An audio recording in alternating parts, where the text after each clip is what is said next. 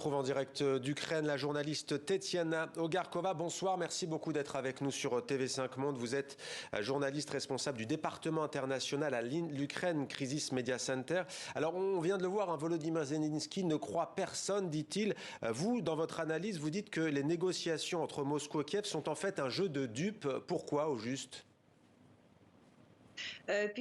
Bonjour, en effet on voit les négociations qui ont eu lieu à Istanbul, mais après on observe très attentivement ce que la Russie va faire. On voit très bien, on n'a aucune raison de croire à la Russie après 8 ans de guerre, puisqu'on est en guerre depuis 2014, on a bien vu 1000 promesses déjà rompues, donc on observe ce qu'ils font. Aujourd'hui à Kiev, c'est vrai qu'il y avait moins d'alertes aériennes, ça c'est confirmé par les gens qui sont à l'intérieur, mais par contre la ville de Tchernigiv qui était aussi déclarée, la Russie avait dit qu'ils allaient épargner Tchernigiv, elle continue à être bombardée. C'est un manœuvre, en fait, c'est un déploiement pour justement renforcer les forces à l'est de l'Ukraine, mais je ne pense pas vraiment que le plan de Poutine qui a échoué, le plan de décapiter l'Ukraine avec faisant Kiev tomber, c'est un plan qu'ils ont déjà abandonné pour toujours. C'est un plan auquel ils peuvent tout à fait bien revenir dans les semaines qui viennent après avoir concentré leurs forces au Donbass. Actuellement, ils cherchent justement à entourer les forces ukrainiennes, l'armée ukrainienne à Donbass, l'armée très forte qui est là depuis 8 ans, pour ensuite sans doute réattaquer Kiev. Ce n'est pas exclu. Donc alors si on vous comprend bien, côté russe c'est pour gagner du temps, côté ukrainien pour montrer que Kiev est prêt à négocier. Mais est-ce que vous diriez que l'Ukraine croit encore en ses chances de l'emporter militairement ?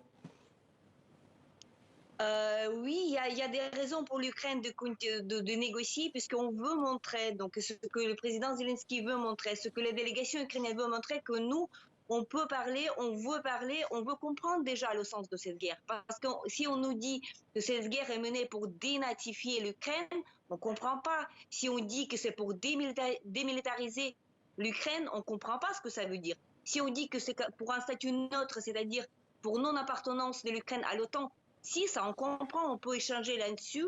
On peut dire, bah, écoutez, oui, on peut être un pays neutre par rapport à l'OTAN, mais on veut des garanties de sécurité parce qu'on voit bien ce que ça donne sur le terrain s'il n'y a pas de garanties de sécurité. On se retrouve seul à se battre contre une armée qui est plus forte que la nôtre.